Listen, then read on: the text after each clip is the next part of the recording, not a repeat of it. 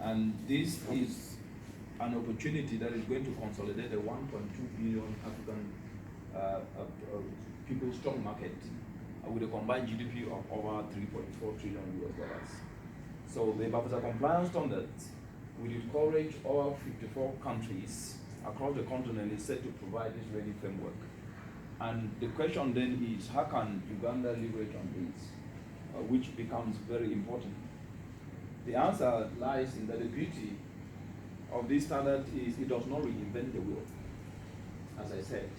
Rather, it aggregates and collects already existing international and national normative standards, already applied and enforceable by the Ugandan National Bureau of Standards, but do so in a way that is connected across the entire agro value chain, without only having one standard for production or organic, without only having energy standards as a standalone, but it connects it and produces this to become one overriding standard, so that how you produce, you are not affecting the environment.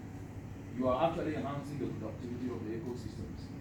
How you process using clean energy, so you're not adding to emissions. So this tool, at the end of the day, becomes one overriding standard. And so the three critical compliance areas are covered: the environmental compliance area, which covers specification in clean energy, nature-based agricultural techniques, and also utilization of information communication technology, which reduces the amount of paper and which potentially could have added to emissions and link back to deforestation.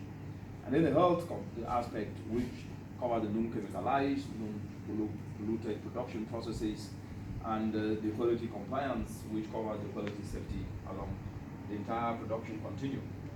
And then the verification and enforcement will then be actualized on leveraging on the already existing structure, which the Ugandan National Bureau of Standards already have here.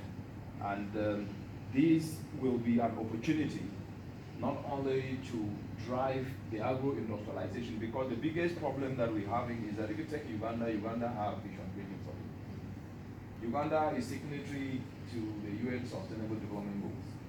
Uganda is signatory to the Paris Climate Change Agreement Accord, and they've come up with amazing national development contributions, which is to ensure that as you develop in a low emission development pathway.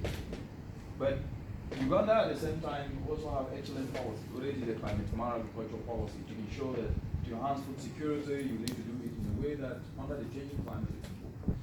But at the end of the day, there needs to be a tool that can incentivize someone to produce, knowing that you can find a market. And then that tool needs to be in such a way, because production is not enough. You can actually produce and then process using diesel, which is not cost effective and at the same time not environmentally friendly, and even to the health of the person. But if you were to process using clean energy, using solar dryers, using solar fridges, then what will be happening is that you are actually addressing the environmental dimensions and also contributing to Uganda realizing its Paris Accord obligations. And you are putting money in your pocket, because you're also going to fetch a market that will be able to ensure that what is produced have actually aligned with these standards. And so it's going to create wealth as well as help the country realize most of the visions and the declarations that they've actually signed up to. So the implication with this about water compliance standards is that all the normative standards in the area of nature-based, organic, agriculture, clean energy, quality, health, information communication technology previously enforced in sectorial silos can now be enforced jointly as one. And that is a big opportunity. And this is the novelty that has not existed in the entire African continent. The standards do exist, yes, but are they enforced as one? No. And that then, enforcing this as one become a market incentive. And that is what Africa has been missing.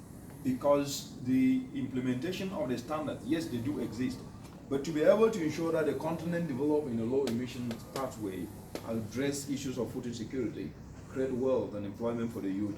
This brings me to my second point, which is the Uganda National Bureau of Standards has an opportunity to sell more of its offerings in one go, rather than being limited by sectorial. For example, a producer who uses clean energy to add value means that the Uganda National Bureau of Standards can, at a minimum, sell both the agriculture and clean energy standards in one go.